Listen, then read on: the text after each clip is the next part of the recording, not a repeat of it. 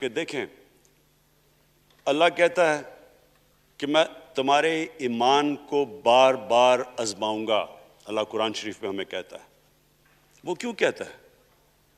وہ آپ کے ایمان کو آزماتا ہے مضبوط کرنے کے لیے. جب آپ ایک مشکل وقت سے نکلتے ہیں آپ اور مضبوط ہو جاتے ہیں. اللہ نے ایک انسان کو ایک ایسا چیز ایک ایسا اس کا جو سب سے بڑی جو اس کی مخلوق ہے، اشرف المخلوقات، اس کو جو اللہ نے بنایا ہے، اس کے اندر اس نے ایک کنڈیشن لگا دی ہے کہ اگر آپ نے بڑا انسان بننا ہے مشکل وقت کا سامنا کرو، ریزسٹنس کے ساتھ جاؤ. جسم ہمارا یہ ہے، جسم کو ہم بھاری ویٹ اٹھاتے ہیں جسم تکڑا ہو جاتا ہے. ذہن کو جتنا ہم آزمائیں گے اور آزمائشوں میں ڈالیں گے، سب سے بڑا جو پاور ہاؤس ہے وہ ہمارا ذہن ہے، وہ اور تکڑا ہو جاتا ہے، انسان تکڑا ہو جاتا ہے. پارٹی بھی تب تکڑی ہوتی ہے جب وہ مشکل وقت سے نکلتی ہے. آپ نے کسی کو تباہ کرنا ہے تو اس کو آرام کی زندگی دے دو، وہ تباہ ہو جاتا ہے، ڈکے کر جاتا ہے انسان. تو میں اپنی پارٹی کو آج خراج تحسین پیش کرتا ہوں کہ آپ اس مشکل وقت سے نکلے. بڑے مجھے انڈیویجول ایم این ایز کا پتہ ہے کہ انہوں نے کتنی کوشش کی یہاں پہنچنے کے لیے آج اس ووٹ کے لیے. تو میں اور مجھے کئیوں کی طبیعت بھی ٹھیک نہیں تھی، تو میں آپ سب کا آج شکریہ ادا کرتا ہوں. آج میں اپنی پارلیمنٹری پارٹی کے ساتھ بھی اور جو میری عوام آج یہ دیکھ رہی ہے، میں اس کے سامنے جو بات رکھنا چاہتا ہوں وہ یہ کہ دیکھیں ہمیں یہ کبھی بھولنا نہیں چاہیے کہ یہ پاکستان کیوں بنا تھا. وہ ایک انگریزی کا ایک فریز ہے کہ نیشنز وداؤٹ اے ویژن ڈائی. قوم کا جب اپنا مقصد اپنے نظریے سے پیچھے ہٹتی ہے مر جاتی ہے. قوم میں کسی مقصد کے لیے بنتی ہے. ہم اپنے وہ جب تک وہ پتہ نہیں ہم اپنے بچوں کو نہیں بتائیں گے. خود ہم جو آج لیڈرشپ ہے، میرا غلطی سے ہاتھ ادھر چلا گیا، ادھر کی لیڈرشپ میں کہہ رہا ہوں، جو ہماری لیڈرشپ ہے اس کو پتہ ہونا چاہیے کہ یہ بہت بڑا عظیم خواب تھا پاکستان کا. علامہ اقبال کو نہیں پتا تھا کہ اگر پاکستان بنے گا تو آج جس طرح ہمارے 20 کروڑ مسلمان ہندوستان میں رہ جائیں گے تو وہ تو سارے پاکستان میں نہیں آ سکتے تھے. تو علامہ اقبال کا کیا وجہ تھی پاکستان خواب دیکھنے کی؟ ان کی وجہ یہ تھی کہ ہم نے ایک دنیا کو مثال دینی تھی، کہ اصل میں ایک ماڈل بنانا تھا کہ اصل میں ایک اسلامی ریاست کیا ہوتی ہے. اور وہ بیس کس کے اوپر کر رہے تھے پاکستان کی اسلامی فلاحی ریاست جو ہماری آبجیکٹو ریزولوشن میں ہے؟ نبی صلی اللہ علیہ وسلم کی مدینہ کی ریاست، جو ان کی سنت تھی، جو دنیا کی تاریخ کی پہلی فلاحی ریاست بنی تھی، جس میں بہت بڑے بڑے ماڈرن جو آج کے وہ پرنسپلز طے کیے گئے تھے. وہ ریاست بنی تھی اور وہ ریاست ایک ماڈل ایسا تھا کہ اس کے بعد ایک جن کو کوئی جانتا ہی نہیں تھا، ایک قوم، ایک عرب قبیلوں میں تقسیم ہوئی قوم جس کی حیثیت ہی کوئی نہیں تھی، ان اصولوں کے اوپر چلتے ہوئے یہ دنیا کی تاریخ کا معجزہ ہے جو ہوا اس کے بعد. یہ میں نے شفقت محمود کو کہا بھی ہے کہ ہمارے بچوں کو ہر سکول، چاہے وہ انگلش میڈیم، چاہے اردو میڈیم، چاہے دینی مدرسے، سب کو 8، 7، 8 اور 9 کلاسز میں باقاعدہ سبجیکٹ پڑھائیں کہ نبی صلی اللہ علیہ وسلم کی جو زندگی تھی اور جو مدینہ میں کیا وہ کیا تھی.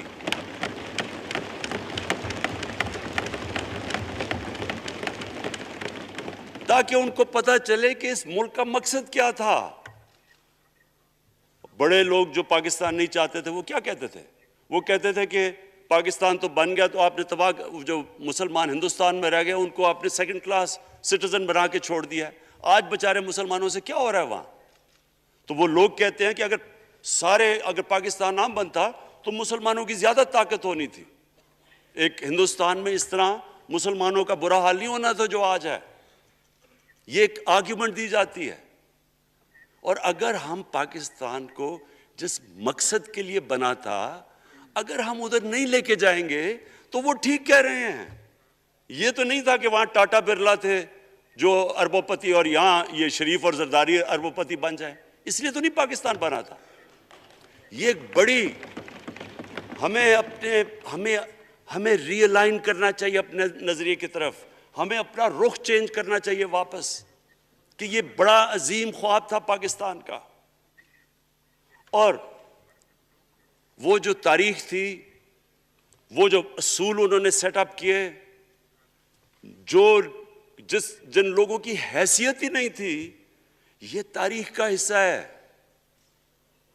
کہ اس کے بعد انہوں نے دیکھتے دیکھتے 15 20 30 سالوں کے اندر دنیا کی امامت کی۔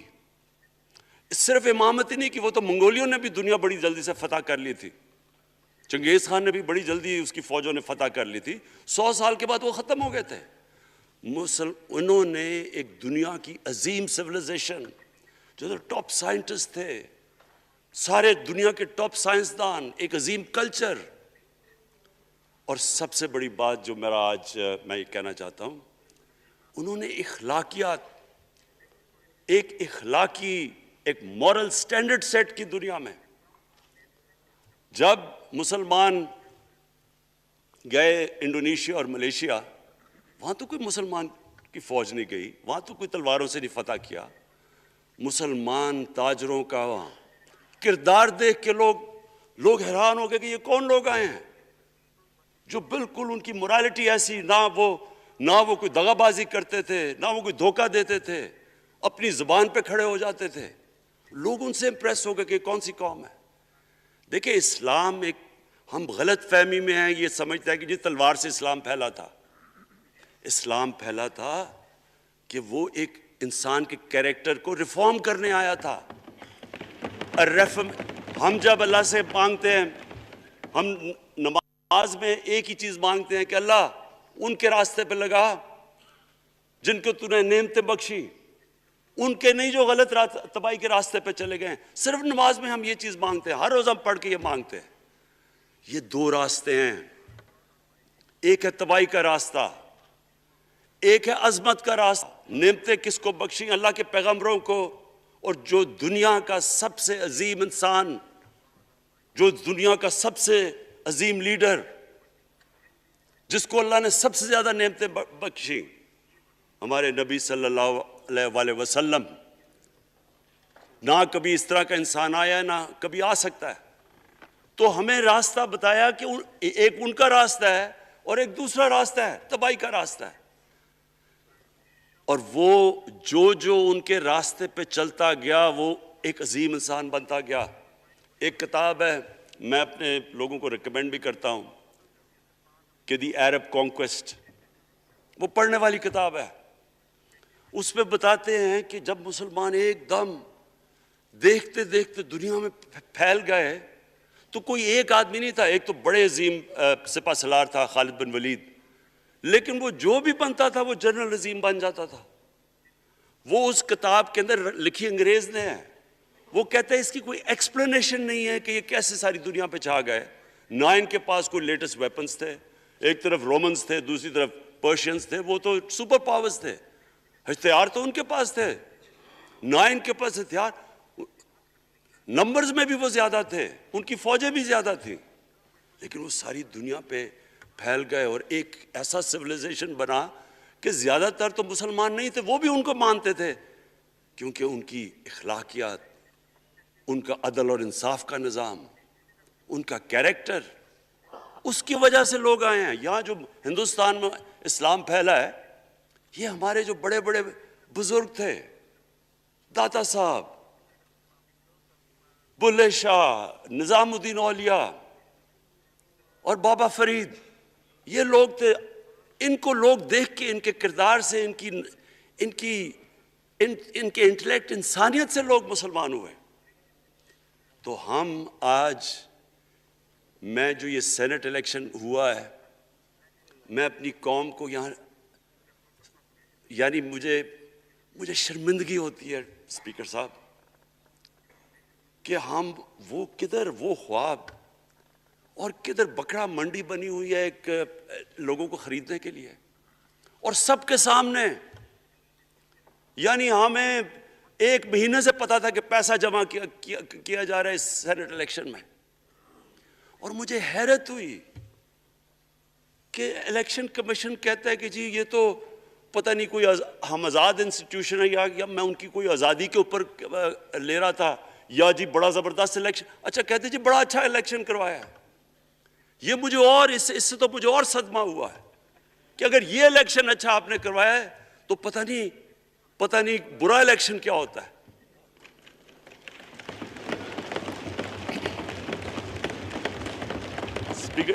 اسپیکر صاحب یہ دیکھیں، مجھے یہ افسوس یہ ہوتا ہے کہ ہم ایک چیز سمجھتے نہیں ہیں. ہم کہتے ہیں نا جی ہمارے معاشی حالات بہت برے ہیں. دیکھیں جی ہماری ڈیفیسٹ تھے، یہ ہمارے کرنٹ اکاؤنٹ، یہ جو بھی ہم کہتے ہیں، قرضے چڑھے ہوئے ہیں. یہ جو قرضے چڑھے ہوئے ہیں یہ ایک بیماری کے سمٹمز ہیں. بیماری کچھ اور ہے. اخلاقی طور پہ ہماری قوم کو تباہ کیا ہے، پھر معاشی تباہی آتی ہے. آج مجھے ایک ملک کا بتا دیں جس کی اخلاقیات اوپر ہو، جن کے مورل سٹینڈرڈز اوپر ہوں اور وہ غریب ہو. ایک ملک مجھے بتا دیں.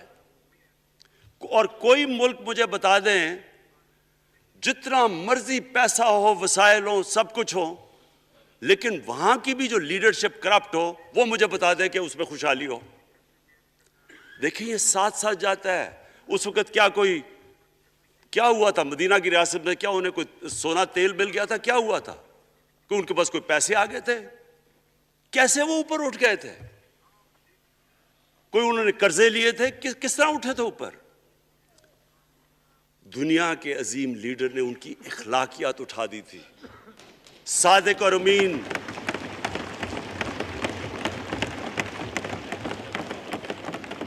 ایک قوم، انہوں نے ہمیں بتایا، ہمیں قرآن میں اللہ حکم کرتا ہے کہ ان کی سنت پہ چلو. اللہ جب ہمیں کہتا ہے ان کی سنت پہ چلو، کیا ہم اللہ کو کوئی فائدہ پہنچا سکتے ہیں؟ ہماری بہتری کے لیے کہتا ہے.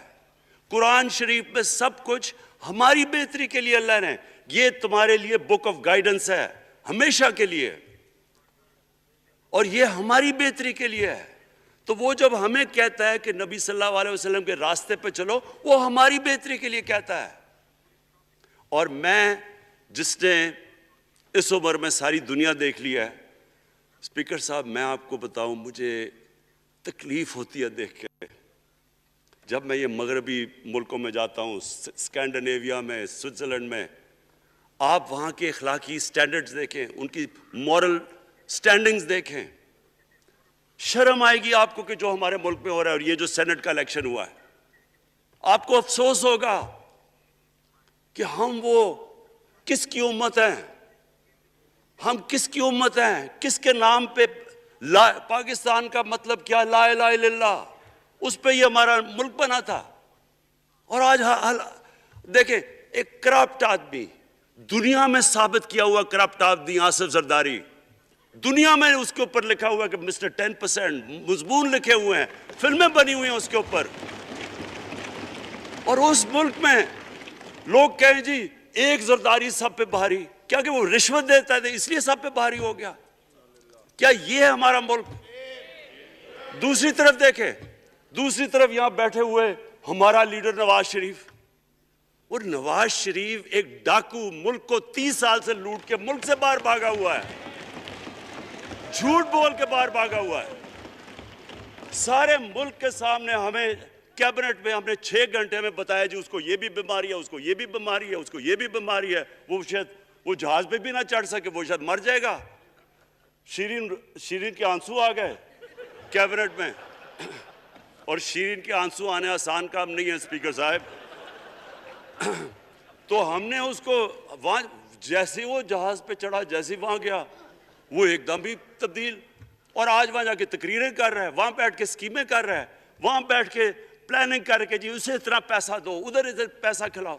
ساری ان کی ایک کوشش ہے، جب سے ہم 2.5 سال سے حکومت آئی ہے، یہ سارے بڑے بڑے ڈاکو اکٹھے ہو کے یہ سمجھ رہے ہیں کہ عمران خان کو کرسی کا اتنا شوق ہے کہ اس کے اوپر اتنا پریشر ڈالو کہ یہ جی ہمیں جس طرح جنرل مشرف نے NRO دیا تھا یہ بھی دے دے گا. جنرل مشرف، فوج اس کے نیچے، عدلیہ اس کے کنٹرول میں ساری. کیونکہ میں ادھر ممبر پارلیمنٹ تھا اپوزیشن نہ ہونے کے برابر. جو اپوزیشن کے اندر جو مین آدمی تھا فضل الرحمان، وہ اس کے ساتھ ملا ہوا تھا، وہ 2 نمبر ہمیشہ سے تھا. رائٹ.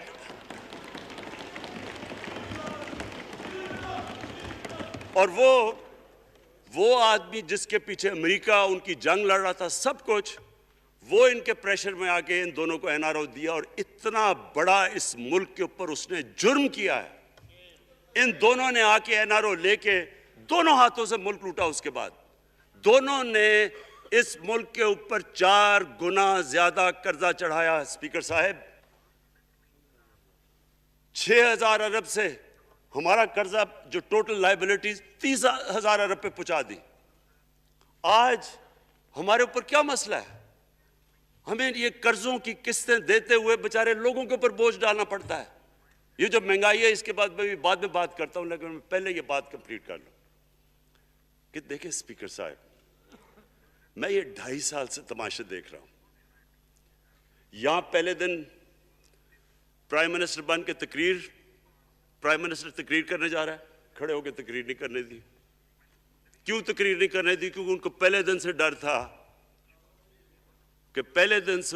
تھا کہ یہ ہمارے جو کرپشن کے کیسز یہ معاف نہیں کرے گا. کرپشن کے کیسز ہم نے نہیں بنائے تھے اسپیکر صاحب، یہ سارے ان کے دور کے کیسز بنے ہوئے ان کے اوپر. آپس میں تو ان کا مکا تھا. اپنا نیب کا چیئرمین آپس میں مل کے کیسز ان کے بند کر رہا ہے. عدلیہ اس وقت کی عدلیہ وہ ان کے ہاتھ میں تھی. ان کو تو مسئلہ ہی کوئی نہیں تھا. وہاں $60 ملین آصف زرداری کا سوئٹزرلینڈ میں پڑا ہوا ہے. وہ جج کہہ رہا ہے کہ واپس لے کے آؤ.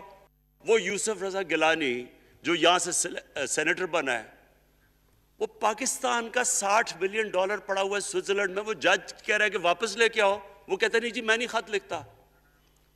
بھئی آپ کے باپ کا پیسہ تھا، پاکستانی قوم کا پیسہ تھا. اس کے اوپر وہ ڈسکوالیفائی ہو جاتا ہے. وہ ایسے پھر رہا ہے جس طرح نیلسن منڈیلا کا ڈسکوالیفائی ہو گیا. اسپیکر صاحب، میں یہ چیزیں آپ کو اس لیے بتا رہا ہوں، میں تو ان کو 30 سال سے جانتا ہوں. دیکھیں، جب تک ہم اس ملک میں اپنی اخلاقیات ٹھیک نہیں کریں گے، مورل سٹینڈرڈز ٹھیک نہیں کریں گے، جب اس طرح کے الیکشن ہوں گے کہ کھل کے پیسہ چل رہا ہے اور ہم کہیں گے نہیں جی وہ پٹواری کیوں پیسے لیتا ہے تو وہ تھانے دار کیوں پیسے لیتا ہے،